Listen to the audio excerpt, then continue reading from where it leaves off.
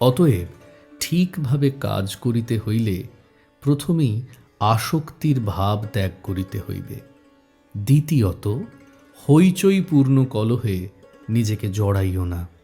নিজে সাক্ষী স্বরূপ অবস্থিত থাকিয়া কর্ম করিয়া যাও।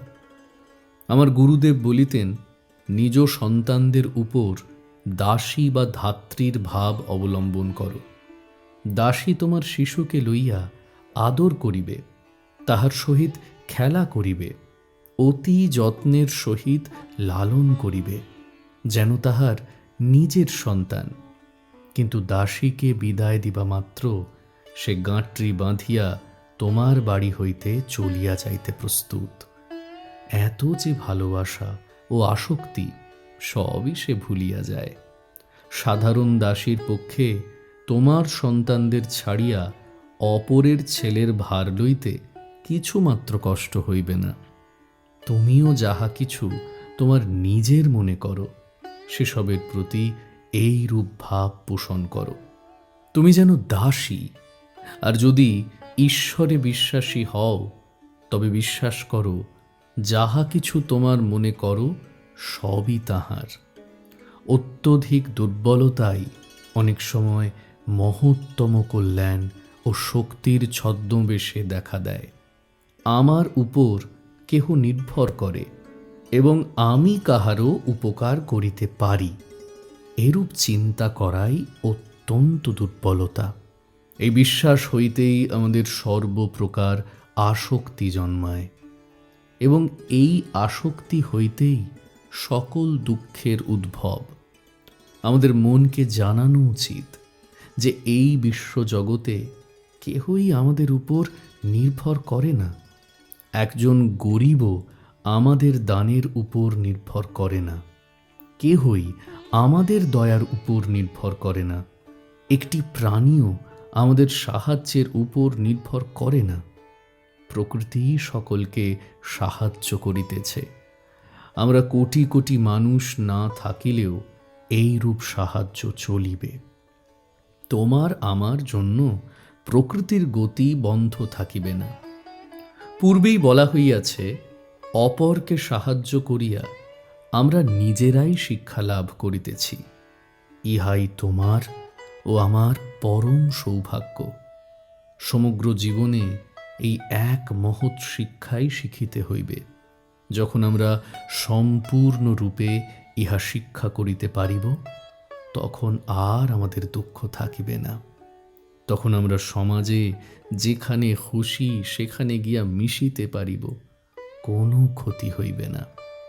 তোমাদের পতি, পত্নী, দাস, দাসী, রাজ্য এসব থাকিতে পারে, কিন্তু যদি তুমি এই তত্ত্বটি হৃদয়ে রাখিয়া কাজ করো যে জগৎ তোমার ভোগের জন্য নয়, আর তুমি সাহায্য না করিলে চলিবে না এমনও নয়, তবেই ওই সকল বস্তু তোমাদের কোনো ক্ষতি করিতে পারিবে না। এই বৎসরই হয়তো তোমার কয়েকজন বন্ধু মারা গিয়াছেন। জগৎ কি স্বীয় গতি রুদ্ধ করিয়া তাহাদের পুনরাগমনের জন্য অপেক্ষা করিতেছে? ইহার স্রোত কি বন্ধ হইয়া আছে, না ইহা ঠিকই চলিয়া যাইতেছে? অতএব তোমার মন হইতে এই ভাব একেবারে দূর করিয়া দাও যে তোমাকে জগতের জন্য কিছু করিতে হইবে। জগৎ তোমার নিকট হইতে কোনো সাহায্যই চায় না।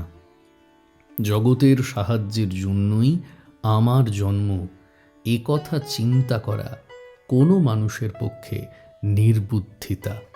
উহা নিছক অহংকার, উহা স্বার্থপরতা, ধর্মের রূপ ধরিয়া প্রতারণা করিতেছে। তোমার অথবা অন্য কাহারও উপর জগৎ নির্ভর করে না। এই ভাবটি উপলব্ধি করিবার জন্য যখন তোমার স্নায়ু ও পেশিগুলিকে গঠিত করিবে, তখন কর্মজনিত কোনো প্রতিক্রিয়া তোমাকে পীড়িত করিবে না। যখন তুমি কোনো লোককে কিছু দাও এবং পরিবর্তে কিছুই আশা না করো, সে তোমার কাছে কৃতজ্ঞ থাকুক এটুকুও না চাও, তখন তাহার কৃতজ্ঞতা তোমার উপর কোনো প্রতিক্রিয়া করিবে না, কারণ তুমি কিছুই প্রত্যাশা করো নাই, কখনোই চিন্তা করো নাই যে তোমার প্রতিদান পাইবার কোনো অধিকার আছে। তাহার যাহা প্রাপ্য ছিল তুমি তাহাই দিয়াছিলে। তাহার নিজ কর্মের ফলেই সে উহা পাইয়াছে। তোমার কর্ম তোমাকে উহার বাহক করিয়াছিল মাত্র। কিন্তু দান করিয়া তুমি গর্ববোধ করিবে কেন? তুমি তো উহার বাহক মাত্র। জগৎ নিজ কর্মের দ্বারা উহা লাভ করিবার যোগ্য হইয়াছিল। ইহাতে তোমার অহংকারের কারণ কি? জগৎকে তুমি যাহা দিতেছ তাহা এমন একটা কিছু বড় নয়। অনাসক্তির ভাব লাভ করিলে তোমার পক্ষে আর ভালো বা মন্দ বলিয়া কিছুই থাকিবে না। স্বার্থই কেবল ভালো মন্দের প্রভেদ করিয়া থাকে। এইটা বুঝা বড় কঠিন, কিন্তু সময়ে বুঝিবে। যতক্ষণ না তুমি শক্তি প্রয়োগ করিতে দাও, ততক্ষণ জগতের কোনো কিছুই তোমার উপর প্রভাব বিস্তার করিতে পারে না।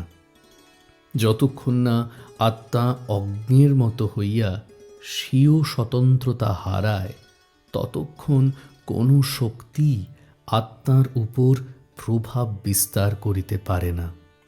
অতএব অনাসক্তির দ্বারা তুমি তোমার উপর কোনো কিছুর প্রভাব জয় করো, অস্বীকার করো। কোনো জিনিসের তোমার উপর কিছু করিবার অধিকার নাই, এ কথা বলা খুব সহজ। কিন্তু যিনি বাস্তবিকই কোনো শক্তিকে তাহার উপর কাজ করিতে দেন না, বহির্জগৎ যাহার উপর কাজ করিলে যিনি সুখীও হন না, দুঃখিতও হন না, সেই ব্যক্তির প্রকৃত লক্ষণ কি? লক্ষণ এই যে সৌভাগ্য অথবা দুর্ভাগ্য কিছুই তাহার মনে কোনো পরিবর্তন সাধন করিতে পারে না। সকল অবস্থাতেই তিনি সমভাবে থাকেন। ভারতে ব্যাস নামক এক মহর্ষি ছিলেন। তিনি বেদান্ত সূত্রের লেখক রূপে পরিচিত। তিনি খুব ধার্মিক ছিলেন। তাহার পিতা সিদ্ধ হইবার চেষ্টা করিয়াছিলেন, কিন্তু পারেন নাই।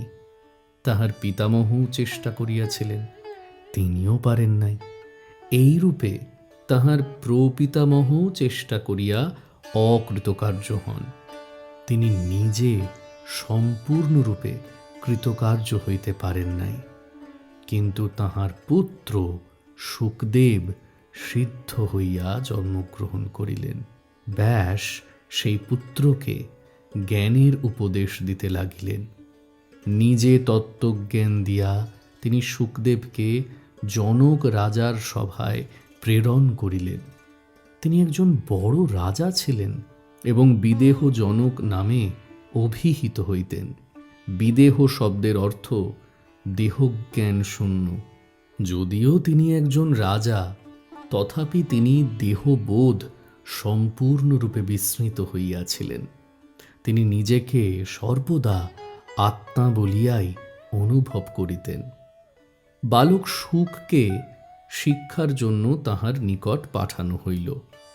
রাজা জানিতেন যে ব্যাসের পুত্র তাহার নিকট তত্ত্বজ্ঞান শিক্ষা করিবার জন্য আসিতেছেন। সুতরাং তিনি পূর্ব হইতেই কতকগুলি ব্যবস্থা করিয়াছিলেন। যখন এই বালক গিয়া রাজপ্রাসাদের দ্বার দেশে উপস্থিত হইলেন, তখন প্রহরীগণ তাহার কোনো খবরই লইল না। তাহারা কেবল তাহাকে বসিবার জন্য একটি আসন দিল। সেখানে তিনি 3 দিন 3 রাত্রি বসিয়া রহিলেন। কেহ তাহার সঙ্গে কথাই কহিতেছে না। তিনি কে, কোথা হইতে আসিয়াছেন, কেহই কিছু জিজ্ঞাসা করিল না। তিনি এত বড় একজন ঋষির পুত্র, তাহার পিতা সমগ্র দেশে সম্মানিত, তিনি নিজেও একজন মাননীয় ব্যক্তি, তথাপি সামান্য প্রহরীগণও তাহার দিকে ভ্রুক্ষেপ করিতেছে না। অতঃপর সহসা রাজার মন্ত্রীগণ এবং বড় বড় কর্মচারীরা আসিয়া তাহাকে অতিশয় সম্মানের সহিত অভ্যর্থনা করিলেন। তাহারা তাহাকে ভিতরে এক সুশোভিত গৃহে লইয়া গেলেন, সুগন্ধি জলে স্নান করাইলেন, খুব ভালো ভালো পোশাক পরিতে দিলেন। 8 দিন ধরিয়া তাহাকে সর্বপ্রকার বিলাসের ভিতর রাখিয়া দিলেন।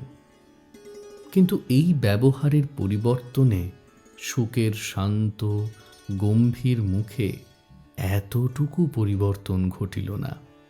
দ্বারে অপেক্ষা করিবার সময় তিনি যেরূপ ছিলেন, এই সকল বিলাসের মধ্যেও তিনি ঠিক সেই রূপই রহিলেন। তখন তাহাকে রাজার নিকট লইয়া যাওয়া হইল। রাজা সিংহাসনে উপবিষ্ট ছিলেন। নৃত্য, গীত, বাদ্য ও অন্যান্য আমোদ প্রমোদ চলিতেছিল। রাজা তাহাকে কানায় কানায় পূর্ণ এক বাটি দুধ দিয়া বলিলেন, এই দুধের বাটিটি লইয়া 7 বার রাজসভা প্রদক্ষিণ করিয়া এসো। সাবধান যেন 1 ফোঁটা দুধও না পড়ে। বালকও সেই বাটিটি লইয়া এইসব গীত বাদ্য বা সুন্দরী রমণীগণের মধ্য দিয়া 7 বার সভা প্রদক্ষিণ করিলেন। 1 ফোঁটা দুধও পড়িল না। সেই বালকের মনের উপর এমন ক্ষমতা ছিল যে যতক্ষণ না তিনি ইচ্ছা করিবেন ততক্ষণ তাহার মন কিছু দ্বারাই আকৃষ্ট হইবে না। বালক সেই পাত্রটি রাজার নিকট লইয়া আসিলে রাজা তাহাকে বলিলেন, তোমার পিতা তোমাকে যাহা শিখাইয়াছেন এবং তুমি নিজে যাহা শিখিয়াছ, আমি তাহারই পুনরাবৃত্তি করিতে পারি। তুমি সত্য উপলব্ধি করিয়াছ, এখন গৃহে গমন করো। অতএব দেখা গেল, যে ব্যক্তি নিজেকে বশীভূত করিয়াছে, বাহিরের কোনো বস্তু তাহার উপর ক্রিয়া করিতে পারে না, তাহাকে আর কাহারও দাসত্ব করিতে হয় না। তাহার মন মুক্ত। এরূপ ব্যক্তি জগতে সুখে স্বাচ্ছন্দ্যে বাস করিবার যোগ্য। আমরা সচরাচর 2 মতের মানুষ দেখিতে পাই। কেহ কেহ দুঃখবাদী। তাহারা বলেন, এ পৃথিবী কি ভয়ানক, কি অসৎ। অপর কতকগুলি ব্যক্তি সুখবাদী। তাহারা বলেন, এই জগৎ কি সুন্দর, কি অপূর্ব। যাহারা নিজেদের মন জয় করেন নাই, তাহাদের পক্ষে এই জগৎ দুঃখে পূর্ণ। অথবা সুখ দুঃখ মিশ্রিত বলিয়া প্রতিভাত হয়। আমরা যখন আমাদের মনকে বশীভূত করিতে পারিব, তখন এই সংসার আবার সুখের বলিয়া মনে হইবে। তখন কোনো কিছুই আমাদের মনে ভালো বা মন্দ ভাব উৎপন্ন করিতে পারিবে না। আমরা সবই বেশ যথাস্থানে সামঞ্জস্যপূর্ণ দেখিতে পাইব। যাহারা প্রথমে সংসারকে নরককুণ্ড বলিয়া মনে করে, তাহারাই আত্মসংযমে সমর্থ হইলে এই জগৎকে স্বর্গ বলিবে। আমরা যদি প্রকৃত কর্মযোগী হই এবং নিজদিগকে এই অবস্থায় লইয়া যাইবার জন্য শিক্ষিত করিতে ইচ্ছা করি, তবে আমরা যেখানেই আরম্ভ করি না কেন, পরিশেষে পূর্ণ আত্মত্যাগের অবস্থায় উপনীত হইবই। যখনই এই কল্পিত অহং চলিয়া যায়, তখনই যে জগৎ প্রথমে অমঙ্গলপূর্ণ বলিয়া মনে হয়, তাহা পরমানন্দে পূর্ণ এবং স্বর্গ বলিয়া বোধ হইবে। ইহার হাওয়া পর্যন্ত শান্তিতে পূর্ণ হইয়া যাইবে। প্রত্যেক মানুষের মুখচ্ছবি ভালো বলিয়া বোধ হইবে। ইহাই কর্মযোগের চরম গতি ও উদ্দেশ্য, এবং ইহাই কর্মজীবনে পূর্ণতা বা সিদ্ধি। অতএব দেখিতেছ, এই ভিন্ন ভিন্ন যোগ পরস্পর বিরোধী নয়, প্রত্যেকটি আমাদিগকে একই লক্ষ্যে লইয়া যায়, পূর্ণ করিয়া দেয়। কিন্তু প্রত্যেকটি দৃঢ়ভাবে ও অভ্যাস করিতে হইবে। অভ্যাসই সিদ্ধির সমগ্র রহস্য।